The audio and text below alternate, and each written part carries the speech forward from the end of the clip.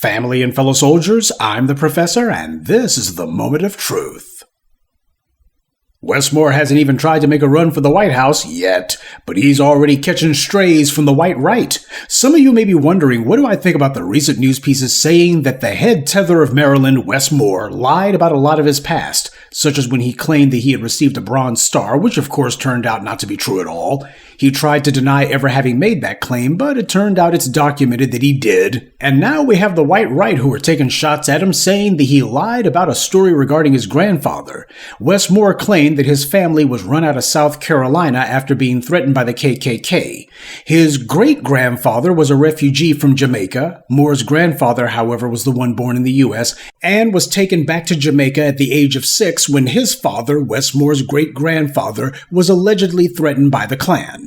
But now the white right-wing media, being led by the disgraced former MSNBC panelist Mark Halperin, claims that Moore's great-grandfather left South Carolina voluntarily to fill a vacancy at a church in Jamaica after the pastor of that Jamaican church died. Well, if nothing else, this story certainly confirms one thing. For Wes Moore, fleeing runs in the family. Literally. Tethers are already ridiculous enough as it is, but if this story by Wes Moore is true, that means that his family is basically a caricature of a tether. They not only fled from Jamaica, but then they turned right around and fled from the United States too.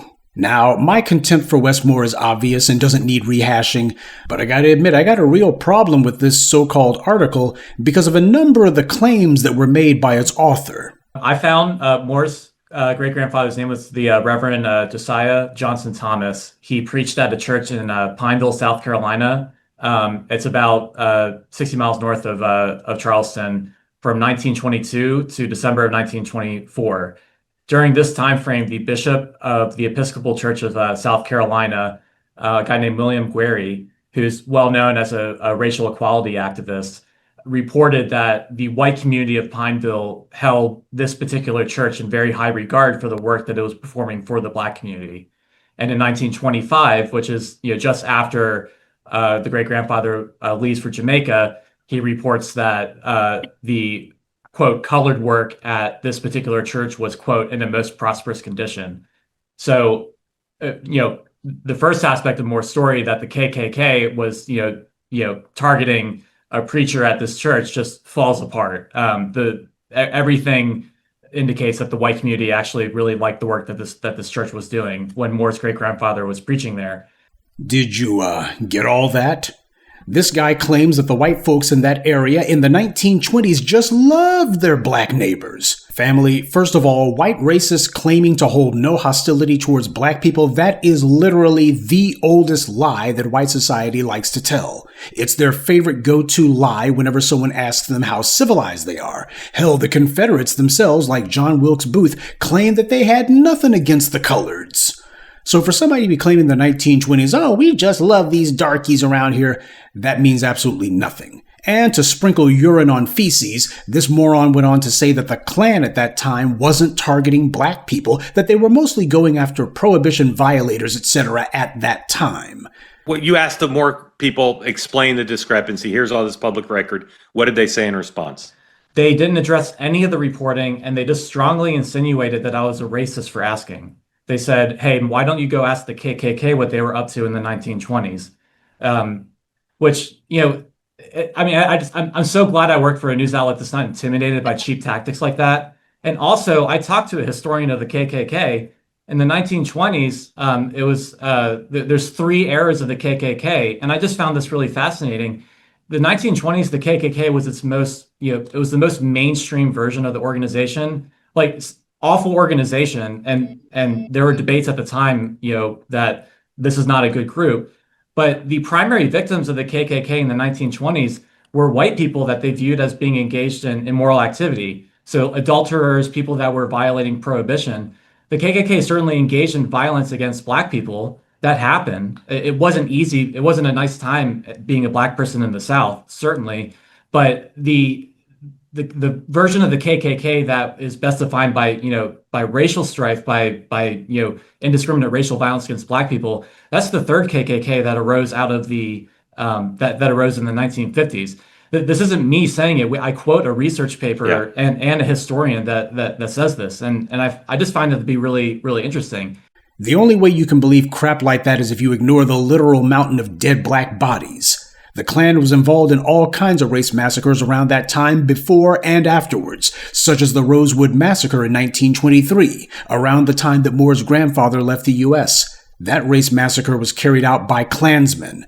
And the Tulsa Race Massacre. The city government of Tulsa was full and overflowing with Klan members and Klan-affiliated people, and they were neck deep in that murder spree. To say nothing of the targeted non-stop killings of lone black people on the streets, such as Thomas Finch, a foundational black American man who was shot and killed in 1936 by an Atlanta police officer who was also a leader in the KKK. So no, the Ku Klux Klan in the 1920s and 30s and 40s and such, they were not just going after white people in the name of prohibition. They were targeting black people literally by the hundreds. This is the white right trying in vain to rewrite the history books. Now they're lying and saying that the Klan didn't start killing black people again until after 1950? Clearly, this guy graduated from Ron DeSantis' Florida school system. What he said is ridiculously false, a complete and thorough perversion of history. You don't even have to think about it. The only way you could actually believe a colossal lie like that is if you're a feculent bigot who just wants to believe it from the beginning, because you're not bothered by reality. And it's no accident that nobody checked this guy on this. These clowns didn't just minimize what impact the Klan might have had on this one black family. They took this as an opportunity to expand it into the Klan wasn't harming any black people back then, or for decades afterwards. The 1920s, the KKK was its most, it was the most mainstream version of the organization, like awful organization. And there were debates at the time, that this is not a good group. But the primary victims of the KKK in the 1920s were white people that they viewed as being engaged in immoral activity. The version of the KKK that is best defined by racial strife, by indiscriminate racial violence against black people, that's the third KKK that arose out of the that arose in the 1950s. This isn't me saying it. I quote a research paper and a historian that says this, and I just find it to be really, really interesting. See what they did? They took one lie about one incident involving one group of black people and then immediately exploded that into a coverall blanket statement that was meant to cover all black people at that time for decades. And then that moron Mark Halperin had the nerve to ask why the rest of the white media wasn't taking this narrative and just running with it. So when that piece ran, I said, I wonder if the Washington Post is going to write a piece about this, or the New York Times, because they write a lot of favorable pieces about Wes Moore. I wonder if when Wes Moore goes on MS Now or CNN, as he does regularly, or Face the Nation, amongst the questions will be, well, Governor Moore, what about this piece about your background? What do you say? Best I can tell, no. Unsurprisingly, the dominant media wasn't interested in following up the Washington Free Beacon's very good story, seemingly solidly reported. Well, I can answer that one for him. It's because the legacy white media outlets who Halperin desperately wishes he could get back into, they have to at least pretend to have something resembling legitimacy. And they know that there's no way that even they could bring on their sanitized bootlicks and co-sign lies such as the Klan wasn't harming black people until the 1950s.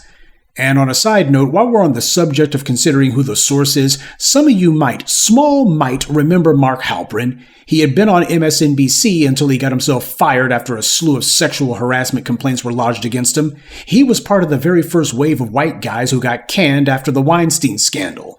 But then again, he wasn't exactly the second coming of Walter Cronkite when he was on MSNBC to begin with. He was a smug, arrogant, overrated hack with a lot of empty opinions but no notches on his belt as a real reporter. And now?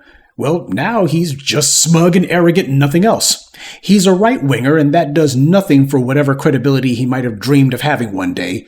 But this is the guy who's platforming people to say that the Klan wasn't as bad as all that in the 1920s. Because in reality, that's the real reason that this guy was actually talking about Wes Moore. Wes Moore is a liar and a fraud and a coward and a tether.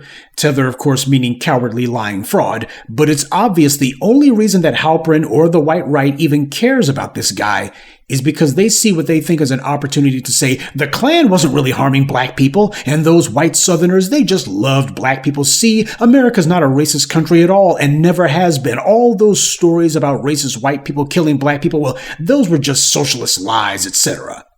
That's what this was really about. pushing a racialist narrative. Hell, the lies from these clowns were so transparent that even Wes Moore's own staff was easily able to shoot them down. The writer of this whitewashing bilge tried to prop up his claims of colorblind, non-racist Jim Crow white Southerners by citing a guy named Bishop William Alexander Guery. In the 1920s, he was a white South Carolina Episcopal priest whom they referred to as a racial equality activist, and that he claimed there wasn't any racial hostility going on at the time. At least that's what this white right-wing writer was claiming. Of course, this writer conveniently left out that Bishop Guery was later murdered by a retired priest in 1928 due to his racial equality work.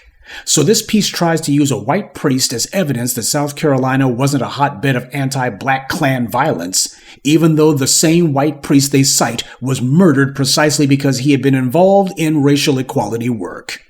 Again, the only idiots who would buy into this crap are the ones who simply want to hear lies about the past in order to excuse the racism they carry out in the present.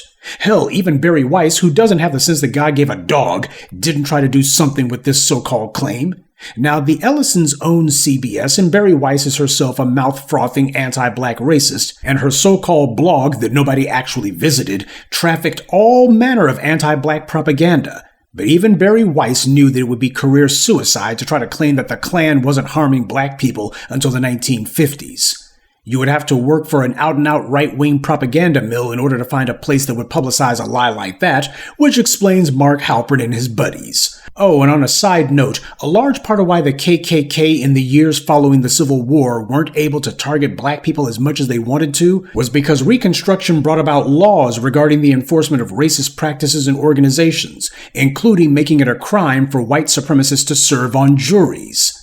The federaljudicialcenter.gov documents that many white citizens did not respond to their jury notices, possibly because the Ku Klux Klan Act of 1871 required all jurors to swear an oath under penalty of perjury that they had never aided a conspiracy to violate civil rights, thereby making many white South Carolinians and most Klan members ineligible. You see, that's why you had so many majority black juries at that time. It was because the prosecutors and the white public knew that there were teeth behind those laws. You had to swear an oath under penalty of perjury, and they knew the government was serious about enforcing those perjury statutes.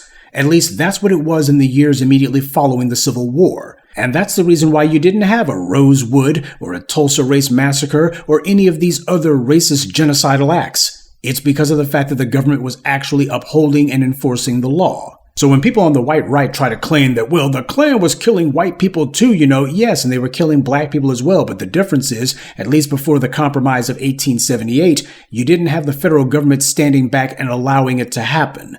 But that's something that the Mark Halperins and others don't care about.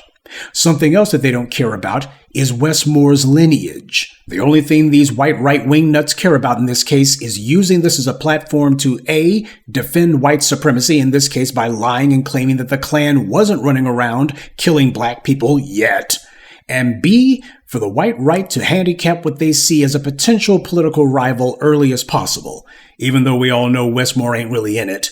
Remember, Fox News was started by Roger Ailes as Republican TV. Go back in the archives of this YouTube channel and watch my classic video, Why Roger Ailes Isn't Going Away. I document for you how over 50 years ago, Roger Ailes and the Nixon White House put their heads together and were planning a GOP television network. This was back in the early 1970s. Nixon gave up on the idea of GOP TV, but Roger Ailes never did, and in the 1990s, he finally made it happen with Rupert Murdoch's help, and Fox News was born.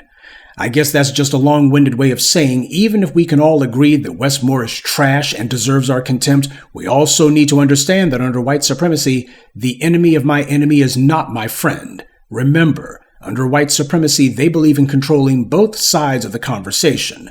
White power created this creep Wes Moore. The very white men who are attacking him said that they knew him and liked him. So when you see these guys doing hit pieces against him, they're not doing it to do us any favors at all. For odious bigots like Mark Halperin to take down Wes Moore would have no more significance for us than the racists at Fox News taking down Kamala Harris, because the bastard wasn't going to do anything for us anyway. Consider the source whenever you hear anything. Yeah, these asinine apologists for racism are right. Wes Moore has no chance of becoming president.